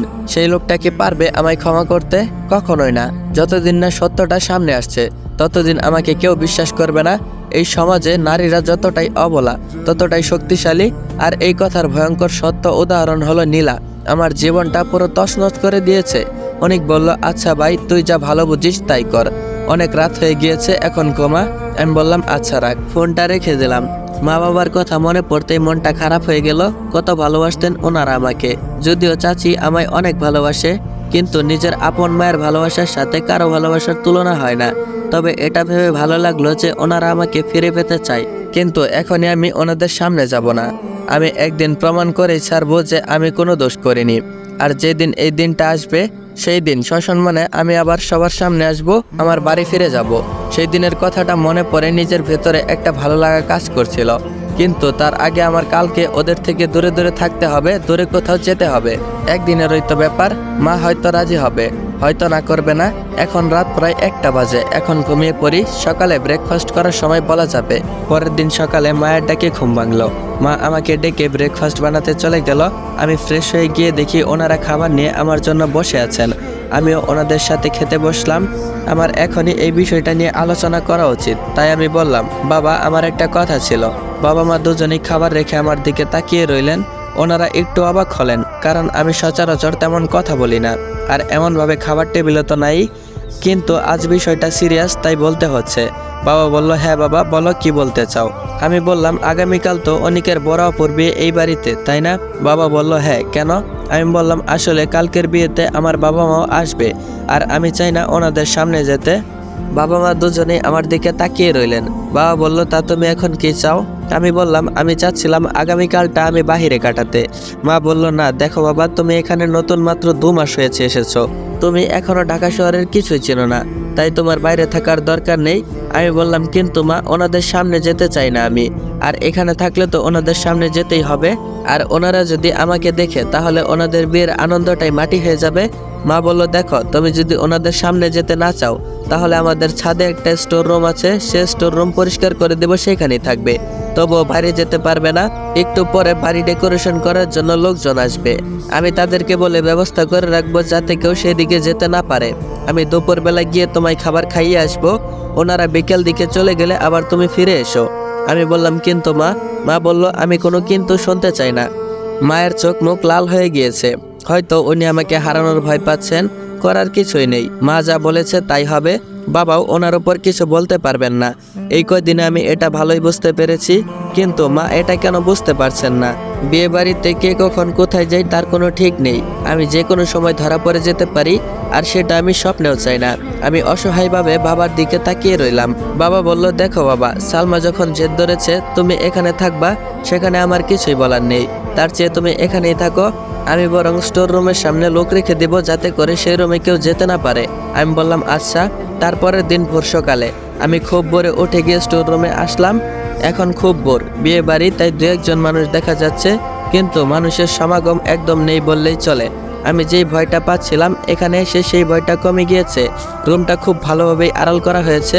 রুমে অনেক আবর্জনা ছিল, মা কাল মানুষ দিয়ে পরিষ্কার করিয়েছে। এত আবর্জনা কোথায় রেখেছে তিনিই ভালো জানেন। রুমের ভিতরে একটা টিভিরও ব্যবস্থা করা হয়েছে। চারপাশে ডেকোরেশন করা হয়েছে। বাইরে থেকে দেখলে কেউ বুঝতেই পারবে না যে এটার ভিতরে একটা রুম আছে। যাক, ভালোই হলো, আজকের দিনটা ভালোভাবেই কেটে যাবে। এমন সময় আম্মু আসলো আমার রুমে। আম্মু বলল, কি ব্যাপার, কোনো অসুবিধা হচ্ছে না তো এই রুমে? আমি বললাম, না না আম্মু, কি বলো, আমার কোনো অসুবিধা হচ্ছে না। মনে হয় আজকের দিনটা খুব ভালোভাবেই কেটে যাবে। আম্মু বলল, ঠিক আছে, এবার খেয়ে নাও। আম্মু আমার জন্য খাবার নিয়ে এসেছে। উনি আমায় নিজ হাতে খাইয়ে দিলেন। খাওয়ার মাঝখানে অনেক কথা বললেন। খাওয়া শেষ হওয়ার সময় বললেন, সারাদিন যদি কখনো কোনো কিছুর প্রয়োজন হয় তাহলে আমাকে কল করবা, নয়তো রুমের সামনে একজন লোক রেখে দিয়েছি, আমার কাছে পাঠিয়ে দেবা তাকে। আমি বললাম, এই দাঁড়াও, রুমের সামনে লোক রেখেছো মানে? আম্মু বলল, হ্যাঁ, রুমের সামনে একজন লোক রেখেছি, যাতে করে কেউ ভিতরে প্রবেশ করতে না পারে। আমি বললাম, ঠিক আছে, তাই বলো। আচ্ছা, তুমি এখন যাও, এখন লোকজন আসা শুরু করবে। আম্মু বলল, আচ্ছা। আম্মু চলে গেল। কিছুক্ষণ পরে বিয়ে বাড়ির হট্টগোল শুরু হলো। আমার টিভি দেখতে ভালো লাগছিল না, তাই একটু গেম খেলছিলাম। এমন সময় অনিকের ফোন। আমি বললাম, হ্যালো, কিরে, কি খবর, তোরা এখানে এসে পৌঁছেছিস? অনিক বলল, হ্যাঁ রে, মাত্রই আসলাম। আমি বললাম, ওনারা মানে আমার বাবা মা এসেছেন? অনিক বলল, ওনারা সবাই এসেছেন, নীলা আর নেহাও এসেছেন। নেহার কথা শুনে বুকটা ধক করে উঠলো। নীলা আর বাবা মা এই বাড়িতে আগে কখনো আসেনি, তারা এই রুম চিনবে না। কিন্তু নেহা তো এই বাড়িতে অনেকবার এসেছে, সে হয়তো এই রুম চিনবে। সে যদি এই রুমে এসে পড়ে, তোর আমি কি ভাবছি এইসব? এত বড় বিয়ে বাড়ি থাকতে সেখানে এইখানে আসতে যাবে? অনিক বলল, আচ্ছা রাখি রে, অনেক কাজ আছে। আমি বললাম, আচ্ছা রাখ। সরি রে দোস্ত, আমি তোকে কোনো সাহায্য করতে পারছি না। অনিক বলল, ধুর শালা, রাখ। আর হ্যাঁ, তুই এখন কোথায় আছিস? আমি বললাম, আছি কোনো এক জায়গায়, বিয়ে শেষ হলেই বের হব। অনিক বলল, কোন জায়গায় সেটা তো বলবি। আমি বললাম, আরে রাখ, তোর না কাজ আছে। অনিক বলল, আরে শোন। ওর কথা শেষ করার আগেই আমি কল কেটে দিলাম। সকাল থেকে রুমে বসে আছি, এখন প্রায় 12টা বাজে। এর মাঝে আম্মু একবার এসে আমার খোঁজ নিয়ে গেছে। আচ্ছা, আম্মু, আব্বু আর নেহা ওরা কি করছে? অনিককে ফোন করে দেখি। অনিককে ফোন দিলাম। আমি বললাম, হ্যালো অনিক। অনিক বলল, হ্যাঁ বল, কি হয়েছে? আমি বললাম, আচ্ছা, আব্বু আম্মু কি করছে আর নেহা কি করছে? অনিক বলল, ও, তোর আব্বু আম্মু ঘুরে ঘুরে সবার সাথে কথা বলছে, আর নেহার অবস্থা খুব খারাপ। আমি বললাম, কেন কেন, নেহার আবার কি হয়েছে? অনিক বলল, বরপক্ষের একটা ছেলে এসে খাবার নিয়ে ওর গায়ের উপর হুমড়ি খেয়ে পড়েছে। এটা বলে হাসতে লাগলো। যা একটা অবস্থা হয়েছে না, পুরো জামা কাপড় নোংরা হয়ে গিয়েছে। তো গাইস, গল্পের মাঝখানে কিছুটা সময় চেয়ে নিচ্ছি। তোমরা যদি এই ভিডিওতে 100 কমেন্ট আর 300 লাইক কমপ্লিট করে দিতে পারো, তাহলে পরের পর্বটা 20 মিনিট প্লাস দেওয়ার চেষ্টা করব। আর যদি না পারো, তাহলে কিছু করার নেই, যেভাবে চলছে ওইভাবেই চলবে। আর হ্যাঁ, আরেকটা কথা, তোমরা অনেকেই দেখেছি কমেন্ট করেছো, তুমি ছিলে মায়াবতী গল্পের 4 নম্বর পর্বটা নিয়ে আসতাম। তোমরা যদি ওই গল্পটা শুনতে চাও, তাহলে তোমরা আমার ইউটিউব চ্যানেলে আরেকটা ইউটিউব চ্যানেল অ্যাড করা দেখতে পারবে। সবাই ওই ইউটিউব চ্যানেলটা সাবস্ক্রাইব করে দাও। আজকে বা কালকের মধ্যেই সেই গল্পটা ওই ইউটিউব চ্যানেলে চলে আসবে। ওইটা আমার ছোট ভাইয়ের চ্যানেল, ওই এই গল্পটা কন্টিনিউ করবে। যারা যারা ওই গল্পটা শুনতে চাও, তারা ওই চ্যানেলে গিয়ে ওই চ্যানেলটা সাবস্ক্রাইব করে দিয়ে আসো। আর হ্যাঁ, যদি তারপরে ওর চ্যানেলটা খুঁজে পেতে অসুবিধা হয়, তাহলে ওর চ্যানেলের লিঙ্কটা আমি আমার কমেন্ট বক্সে বা আমার ডিসক্রিপশন বক্সে আমি দিয়ে রাখবো, যাতে করে তোমরা ওর চ্যানেলটা সহজেই খুঁজে পাও। তো চলো আর বেশি কথা না বলি, সোজা গল্পে ফিরে যাই। আমি বললাম, ও এখন কোথায় আছে? অনিক বলল, একটু আগে আপুর একটা পোশাক দিয়েছি, মনে হয় এখন সেটাই পরতে গিয়েছে। আমি বললাম, আচ্ছা রাখি রে। ওপাশ থেকে কলটা কেটে দিল। আমার মাথাটা গরম হয়ে গিয়েছে। শালা 2 বছর প্রেম করে এখন আজ পর্যন্ত ওকে ছুঁয়ে দেখলাম না। আর কোন শালা ওর নাকি গায়ে হুমড়ি খেয়ে পড়ে গিয়েছে, কিন্তু হঠাৎ করে আমার মাথাটা গরম হচ্ছে কেন? একই পেটের ভিতর দেখি ইঁদুর দৌড়াদৌড়ি করছে। সেই সকাল ভোরে খেয়েছি, এখন প্রায় 12টা বাজে। দেখি আম্মুকে কয়েকটা কল দিলাম, কল বেজে চলেছে, কিন্তু কল ধরার কোনো নামগন্ধই নেই। উনি মনে হয় ব্যস্ত হয়ে পড়েছেন, কিন্তু পেটের অবস্থা যে বেশি ভালো না এখন। না, এইভাবে বেশিক্ষণ থাকা যাবে না। আম্মু তো বলেছিল বাইরে একজন লোক দাঁড়িয়ে থাকবে। দেখি ওখানে গিয়ে কে আছে দাঁড়িয়ে। সামনে গিয়ে দেখি বুড়ো মতো একটা লোক দাঁড়িয়ে আছে। আমি ওনাকে ডাক দিলাম। আমি বললাম, এই যে চাচা, শুনছেন? লোকটা আমার দিকে তাকিয়ে বলল, আরে বাবা, তোমার কিছু লাগবে নাকি? আমি বললাম, নিচে গিয়ে দেখুন তো কিছু খাবার পান কিনা। লোকটা আমাকে বলল, আচ্ছা তুমি বসো, আমি দেখছি। আমি ওয়াশরুমে গেলাম ফ্রেশ হওয়ার জন্য। 2 মিনিটও হয় নাই, এর ভিতরে রুমে কারো শব্দ শুনতে পেলাম। আমি বললাম, কি হলো, এত তাড়াতাড়ি এসে পড়েছেন? আচ্ছা, খাবারটা টেবিলে রাখুন। ও পাশ থেকে কোনো কথা নেই। আমি বললাম, আচ্ছা চাচা, তোয়ালটা দেন তো। আমি তোয়ালটা আনতে ভুলে গিয়েছি। ও পাশ থেকে কোনো কথা নেই। আমি বললাম, কি হলো চাচা, তোয়ালটা দেন। তারপর বাহির থেকে একটা তোয়াল দিল। আমার খিদেটা মনে হয় একটু বেশিই ছিল, তাই তাড়াতাড়ি ফ্রেশ হয়ে ওয়াশরুম থেকে দরজাটা খুললাম। কিন্তু দরজা খুলে আমি যা দেখলাম তার জন্য আমি মোটেও প্রস্তুত ছিলাম না। আমি একদম আটকে উঠলাম। এ আমি কাকে দেখছি? এ তো নেহা। ও এখানে কি করছে? ওর গায়ে পুরো ঝোল লেগে আছে। নতুন একটা জামা নিয়ে দাঁড়িয়ে আছে। ও হয়তো জানতো এইখানে একটা ওয়াশরুম আছে। পুরো বাড়িতে মানুষের ভিড় থাকায় মনে হয় এইখানে এসেছে। ওর চোখ মুখ লাল হয়ে আছে। মনে হয় আমার কণ্ঠ শুনে চিনে ফেলেছে। ধুর, এখন আমি কি করি? আমি তোতলাতে তোতলাতে বললাম, কি নেহা, তুমি এখানে কি করো? ও আমার চোখের দিকে তাকিয়ে আছে। ওর চোখ দুটো ছলছল করছে। ও হয়তো আমাকে এইখানে দেখার জন্য মোটেও প্রস্তুত ছিল না। কি, ও তো দাঁড়িয়ে আছে। ওকে ওয়াশরুমে ঢুকিয়ে দিলাম। আমি বললাম, যাও আগে ফ্রেশ হয়ে নাও, তারপরে যা জিজ্ঞাসা করার করিও। ও দরজা আটকিয়ে ফ্রেশ হতে থাকলো। ও ফ্রেশ হতে 5 মিনিটও টাইম নিল না, তারপর বের হয়ে আসলো। আমি ওকে ডাক দিলাম আর বললাম, নেহা প্লিজ আমার কথা শোনো। ও আমার দিকে না তাকিয়ে চলে যেতে লাগলো। ও যদি সবাইকে বলে দেয় আমি এই রুমে আছি, তাহলে কি হবে? সমস্যা নেই, ওকে কিভাবে চুপ করাতে হয় সেটা আমার ভালো করেই জানা আছে। আমি বললাম, আমার দিব্যি রইল, আমি যে এইখানে আছি সেটা তুমি আমার বাবা মা আর নীলাকে কাউকে বলবা না। নেহা আর কিছু বলল না, একবার আমার দিকে তাকালো, তারপর চলে গেল। এবার আমি নিশ্চিত আমি যে এইখানে আছি সেটা কাউকে বলবে না। ও আমার উপর যতই রাগ করুক, ও এখনো আমাকে ভালোবাসে, সেটা আমি ভালো করেই জানি। নেহা চলে গেল। 20 মিনিট হয়ে গিয়েছে, এখনো বুড়ো চাচার খবর নেই। খাবার নিয়ে আসার কথা কখন বলেছি, এখনো খাবার নিয়ে আসার কোনো খবরই নেই। হঠাৎ ওই দরজায় কড়া নাড়ার শব্দ হলো। যাক, মনে হয় খাবার নিয়ে এসে পড়েছে। কিন্তু দরজা খুলে আমি আবারও বড় লেভেলের একটা শক খেলাম। কি, বাহিরে তো অনেক দাঁড়িয়ে আছে। ও কিভাবে জানলো আমি এইখানে আছি? আমি আবার পিছনে তাকিয়ে আবারও দেখলাম ওর পিছনে নেহা দাঁড়িয়ে আছে। আর নেহা ফুপিয়ে ফুপিয়ে কাঁদছে। কিন্তু ও কাঁদছে কেন? হঠাৎ অনেক বলে উঠলো, দেখ ভাই, আমি নেহাকে সব বুঝিয়ে বলেছি। ও ওর নিজের ভুল বুঝতে পেরেছে। ও তো এখানে আসতেই চাচ্ছিল না। তুই নাকি ওকে ক্ষমা করবি না? আমি জোর করে নিয়ে এলাম। আমি বললাম, কিন্তু? অনেক বলল, না ভাই, আর কোনো কিন্তু না। নেহা ওর নিজের ভুল বুঝতে পেরেছে। ও এখন অনুতপ্ত। তোর এখন ওকে ক্ষমা করে দেওয়া উচিত। ওর আর তোর মাঝে পার্থক্য কি থাকবে যদি তুই ওকে ক্ষমা না করিস? দেখ ভাই, তোকে আমি আবারও বলি, আরেকবার ভেবে দেখ। আজ যদি তুই তোর ইগোর জন্য ওকে ক্ষমা না করিস, তাহলে তোরা সারা জীবন কষ্ট পাবি। এবার ভাব, তোরা কি সারা জীবন কষ্টে কাটাতে চাস নাকি ভালোভাবে থাকতে চাস? এটা আজকে তোর সিদ্ধান্তের উপর নির্ভর করে। তারপর অনেক নেহাকে আমার রুমে ঢুকিয়ে দিয়ে বাহির থেকে দরজা চাপ দিয়ে চলে গেল। ওর শেষ কথাগুলো আমার প্রতিটা মনে গেঁথে আছে। ঠিকই তো, আজ যদি আমি একটু মানিয়ে নিই তাহলে সব কিছু মিটে যায়। প্রতিদিন কত শত সম্পর্ক ভেঙে যাচ্ছে একটুখানি মানিয়ে নেওয়ার অভাবে। না, আমি আর সেই ভুল কখনোই করব না। কেঁদে কেঁদে কি হাল করেছে মেয়েটা। আজ যদি আমি ওকে ক্ষমা না করি তাহলে নিশ্চয়ই কিছু একটা করে বসবে। কিন্তু না, এত সহজে তো আর ক্ষমা করে যাবে না। ওকে কিছু দিয়ে নেই। আমি বললাম, দরকার নেই এমন ঠুকনো ভালোবাসার, যেখানে বিশ্বাস নেই। আমি একাই ভালো আছি। নেহা অমনি আমার কাছে এসে পা জড়িয়ে ধরলো, আরো জোরে জোরে চিৎকার করে কাঁদতে লাগলো। সাউন্ড প্রুফ রুম হওয়ায় তাই সাউন্ড বাইরে যাচ্ছে না। না হলে যেভাবে কান্না করছে, এতক্ষণে বিয়ে বাড়ির সব মানুষ এইখানে এসে যেত। নেহা চিৎকার করে বলতে লাগলো, প্লিজ হৃদয়, আমাকে ক্ষমা করে দাও। আমি আর কখনো তোমাকে অবিশ্বাস করব না। ওর কান্না দেখে আমার ওই কান্না পাচ্ছিল, কিন্তু কি আর করার, ওকে আগে আমার ভালোবাসাটা অনুভব করাতে হবে। আমি আমার পাটা ছাড়িয়ে বিছানায় গিয়ে বসলাম। এমন সময় দরজায় আবার কে যেন কড়া নাড়লো। আমি বললাম, এই নেহা চুপ করো, কে যেন এসেছে, তুমি কান্না থামাও, আমি দেখছি। নেহা মুখে হাত চাপা দিয়ে কান্না করতে লাগলো। আমি দরজা খুলে দেখি ওই শালা বুইরা এতক্ষণে খাবার নিয়ে এসেছে। বুইরাটা তার ফোকলা দাঁতে একটা হাসি ফুটিয়ে বলল, একটু দেরি হয়ে গেছে বাজান, একটু খিদা লাগছিল তাই একটু খেতে বসেছিলাম। আমি বললাম, আচ্ছা চাচা সমস্যা নেই, আপনি খাবারটা দেন, আমি খাবার খেয়ে নিব, আর খেয়াল রাখবেন এদিকে যেন কেউ আসতে না পারে। লোকটা বলল, আরে বাজান তোমার এইগুলো নিয়ে চিন্তা করতে হবে না। লোকটা খাবারগুলো আমার হাতে দিয়ে চলে গেল। এইদিকে নেহার কান্নার পরিমাণ যেন বেড়েই চলেছে। ও মনে হয় কাঁদতে কাঁদতে এবার অজ্ঞানী হয়ে যাবে। আমার মাথায় একটা বুদ্ধি এলো। আমি খাবারগুলো টেবিলের ওপর রেখে খাটে গিয়ে বসলাম। তারপর বললাম, আচ্ছা আমি তোমাকে ক্ষমা করতে পারি, তবে একটা শর্ত আছে। এবার ওর কান্নার বেগ কিছুটা কমলো।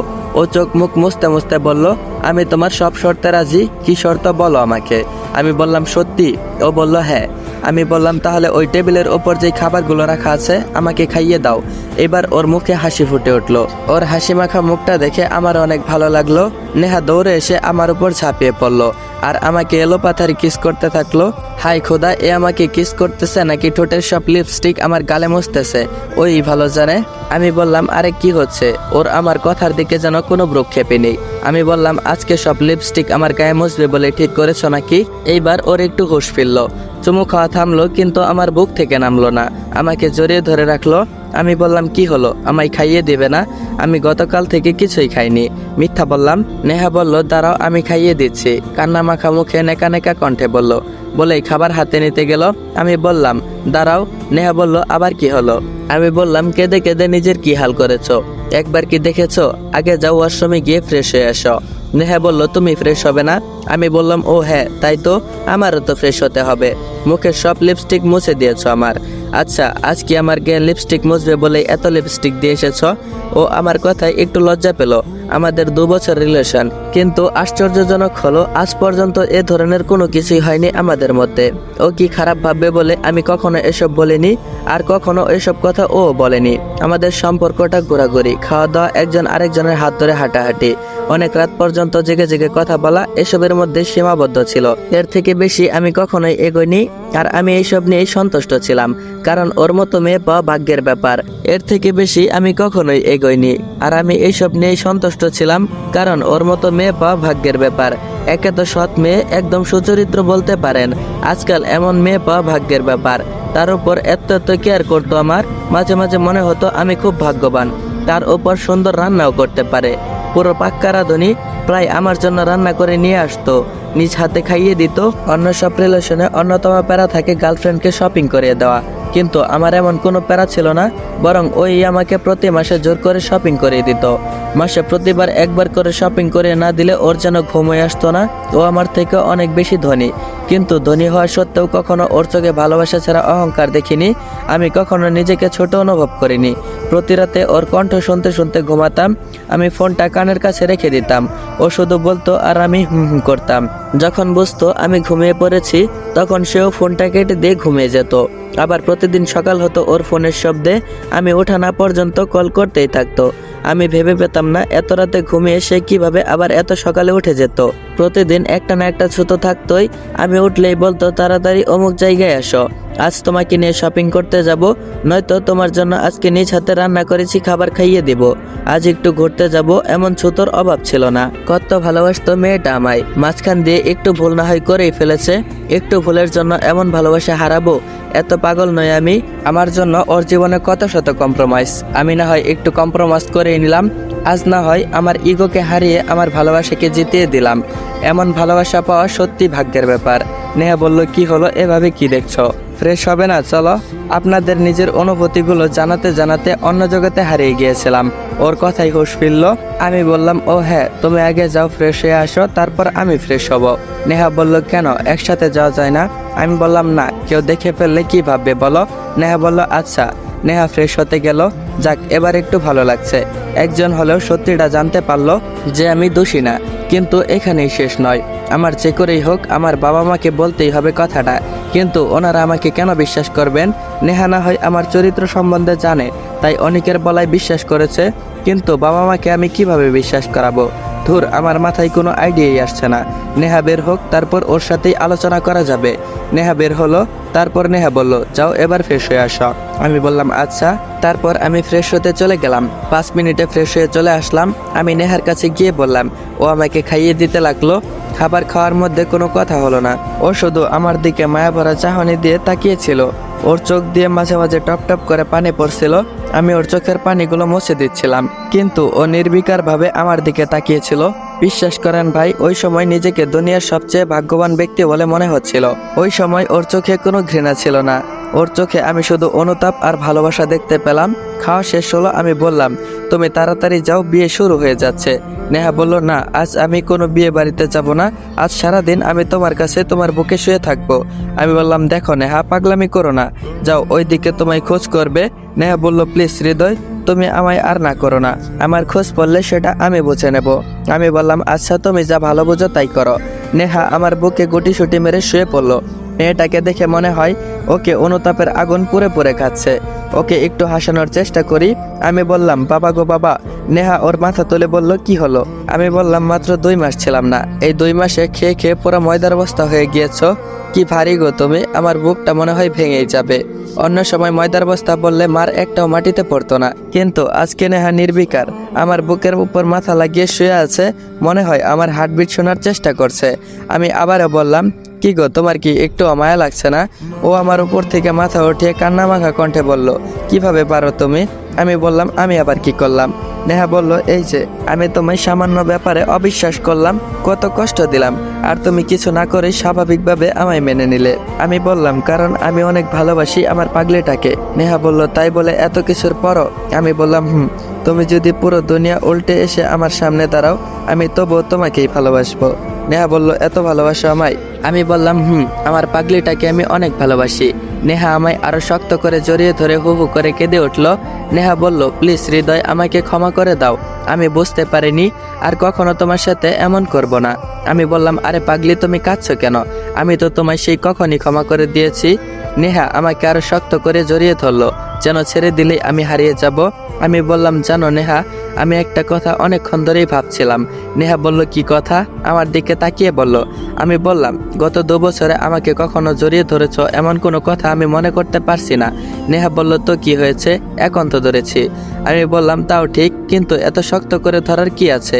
নেহা বলল, জানো হৃদয়, আমার খুব ভয় হচ্ছে, আবার যদি তোমাকে হারিয়ে ফেলি। আমি কত বোকা, তাই না?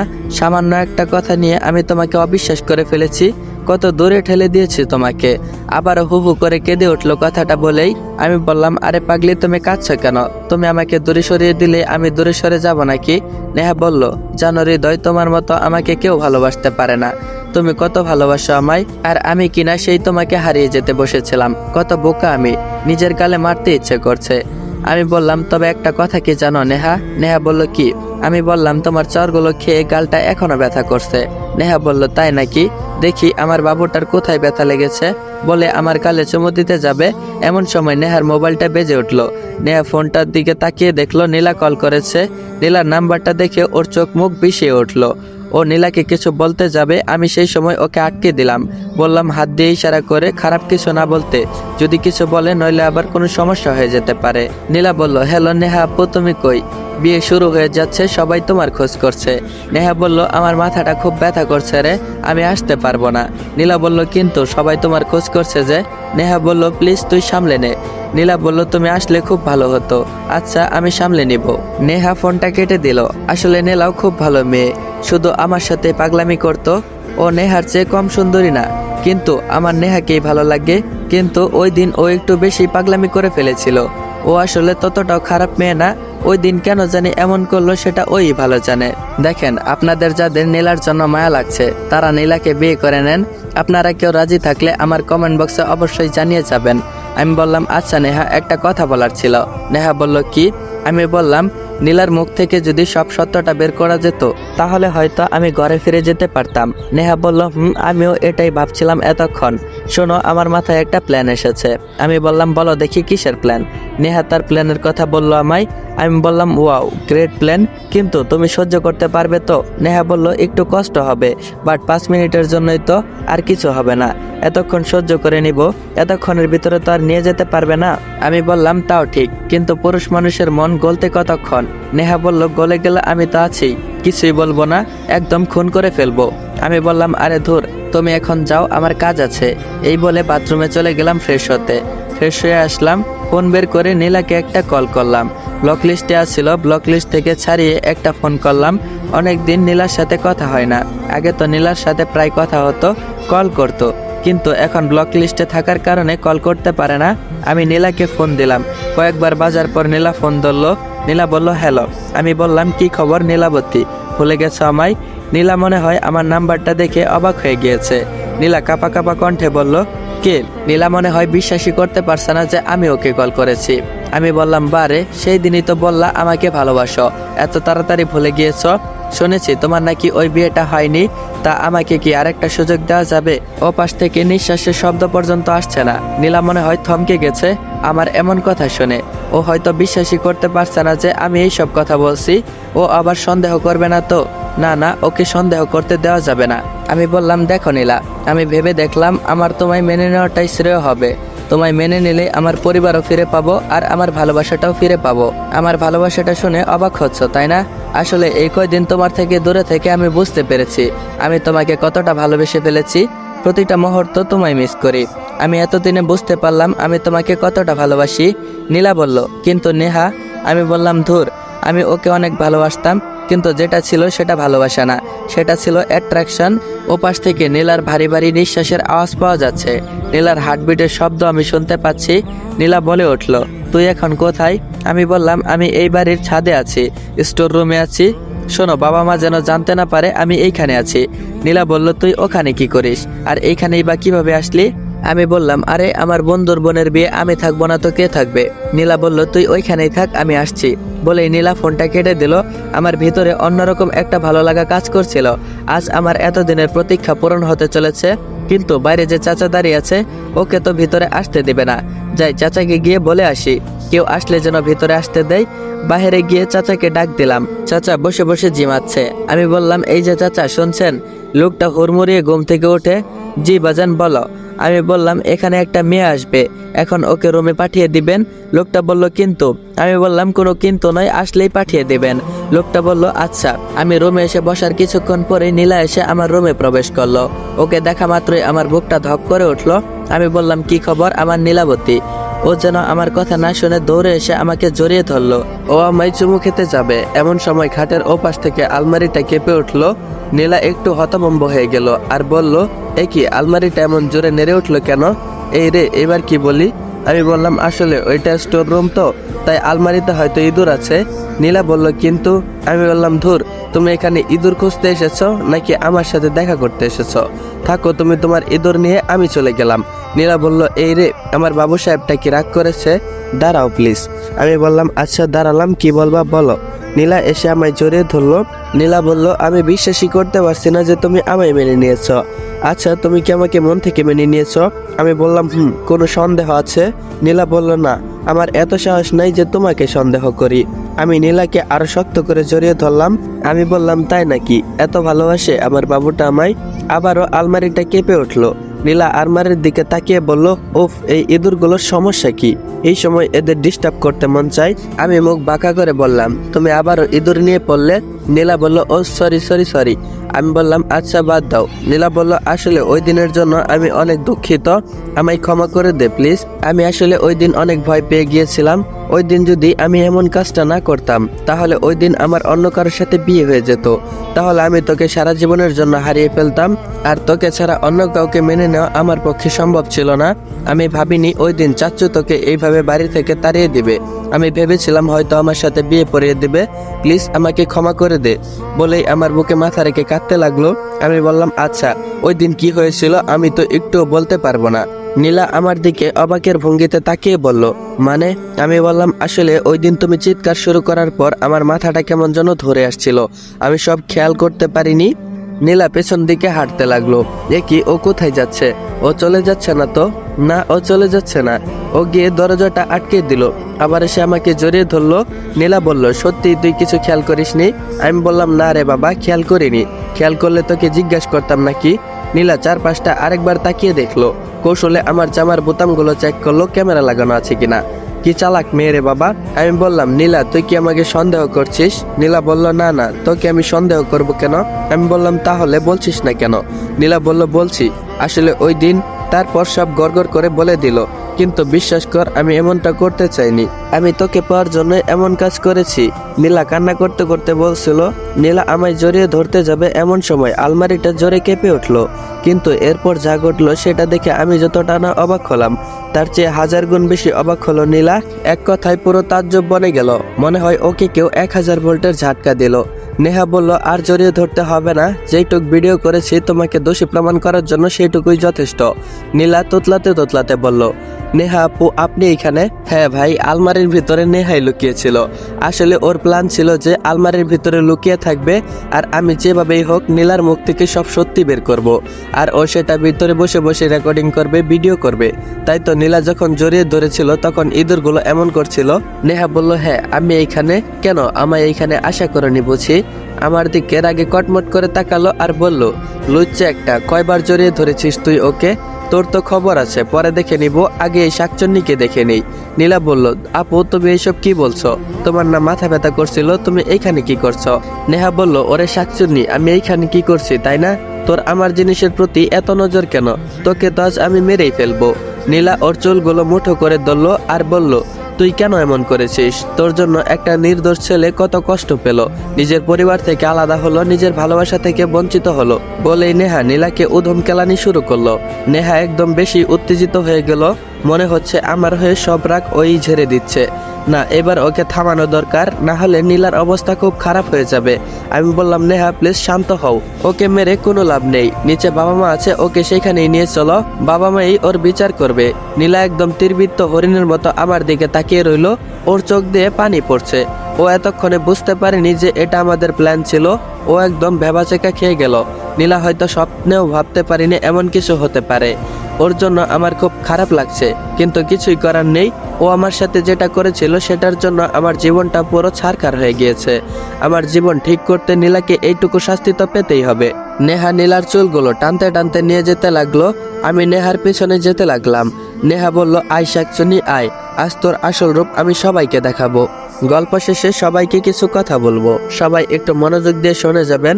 তো আর কোনো কথা না বলি, চলেন গল্পে ফিরে যাই। নিচে বাবা মা সবাই মিলে নীলাকে দেখে এইভাবে অবাক হলো। সবাই যাওয়ার জন্য প্রস্তুতি নিচ্ছিল, কিন্তু যাওয়ার আগে এমন একটা ঘটনার জন্য কেউ প্রস্তুত ছিল না।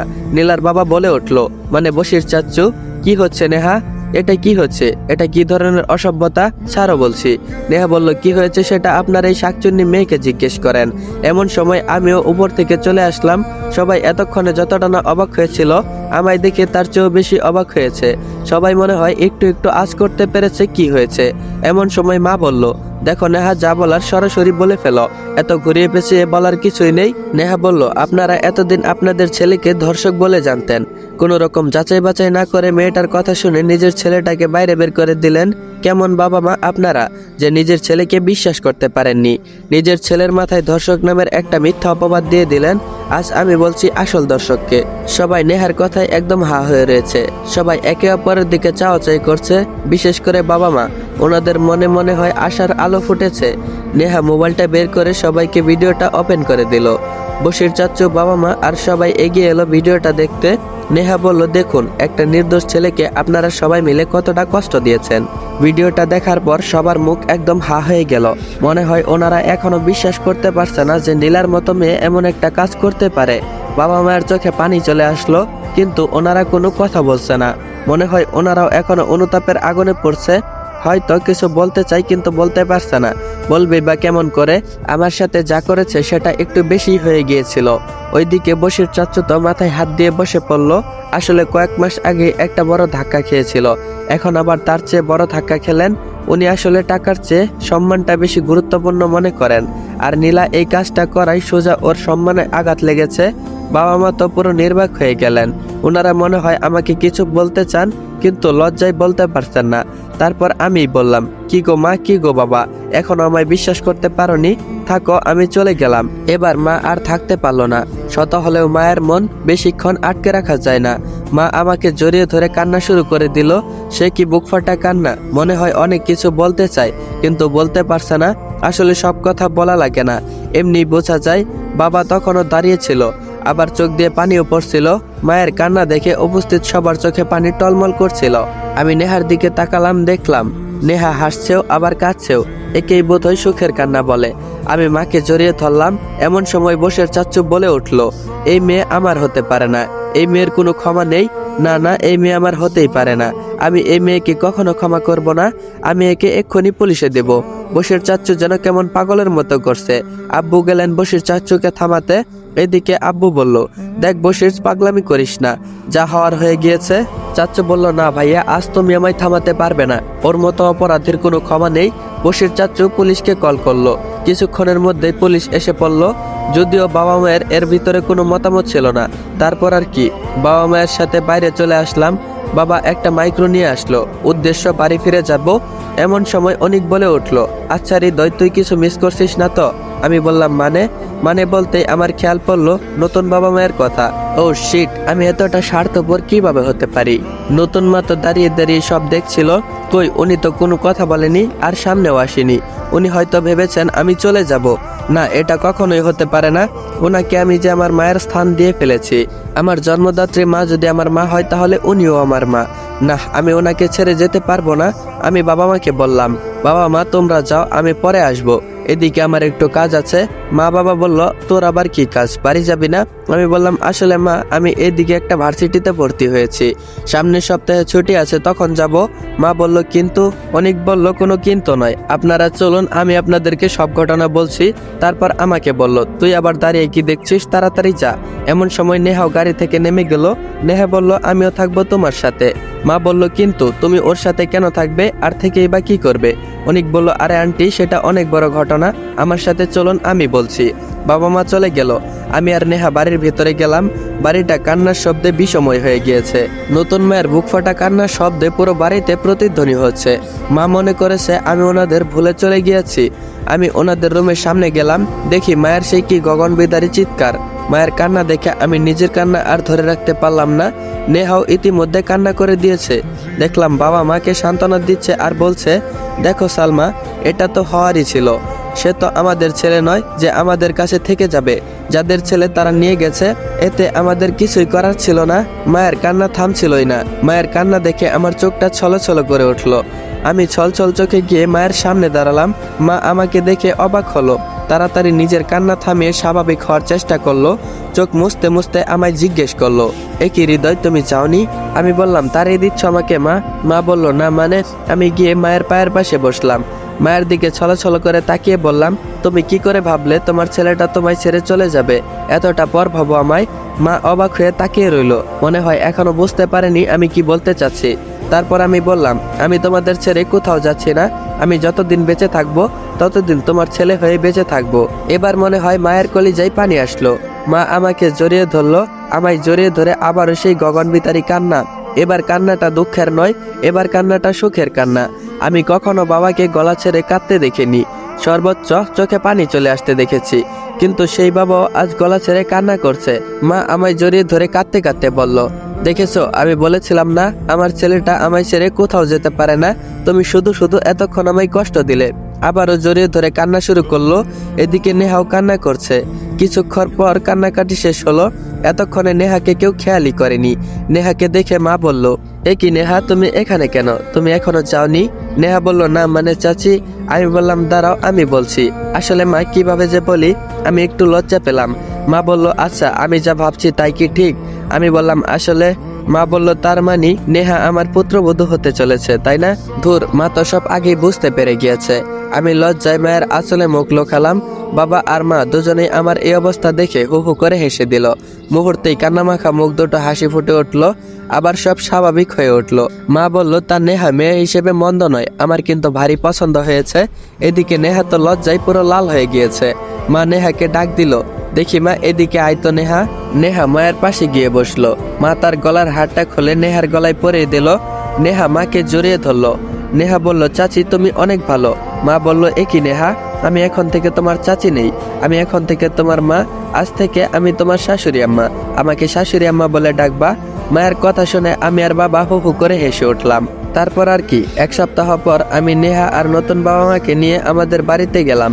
সেখানে ধুমধাম করে আমাদের বিয়ে হলো। বিয়ের সব খরচ নতুন বাবা মাই দিল। নেহাকে ভাগ্যবান বলতে হবে। অনেকের কপালে একটা করে শ্বশুর শাশুড়ি জুটে না, কিন্তু নেহার কপালে দুইটা শ্বশুর শাশুড়ি জুটলো। আমি নেহা আর দুই জোড়া বাবা মাকে নিয়ে আমার জীবন ভালোই কাটছিল। সবাই আমাদের জন্য দোয়া করবেন, আমাদের জীবন সবসময় যেন এরকম ভাবেই কাটে, আমরা যেন সুখে শান্তিতে থাকতে পারি। আজকের গল্পটা এইখানেই এন্ড করা হলো। যারা পুরো গল্পটা দেখেছো, তোমাদের কাছে গল্পটা কেমন লাগছে আর লাস্ট এন্ডিংটা তোমাদের কাছে কেমন লাগছে অবশ্যই কমেন্ট বক্সে জানিয়ে যাবা। আর হ্যাঁ, তোমাদের উদ্দেশ্যে কিছু কথা বলি, সবাই একটু মনোযোগ দিয়ে শুনবা। আর এই ভিডিওতে একটা টার্গেট দিব, যদি তোমরা কমপ্লিট করতে পারো তাহলে আমি খুব শীঘ্রই নতুন একটা গল্প নিয়ে আসব। তো আজকের ভিডিওর টার্গেটটা হলো, তোমরা এই ভিডিওতে 1000 লাইক কমপ্লিট করে দিবা আর 300+ কমেন্ট করবা আর কমেন্টে লিখবা নতুন গল্প চাই। যদি তোমরা 300 কমেন্ট কমপ্লিট করতে পারো তাহলে আমি তোমাদের মাঝে নতুন আরেকটা গল্প নিয়ে হাজির হয়ে যাব। তো তোমরা যারা চ্যানেলে নতুন অবশ্যই চ্যানেলটা সাবস্ক্রাইব করে পাশেই থেকো। আর দেখা হচ্ছে নতুন আরেকটা গল্পে। ততক্ষণ পর্যন্ত ভালো থাকবা, সুস্থ থাকবা। আল্লাহ হাফেজ।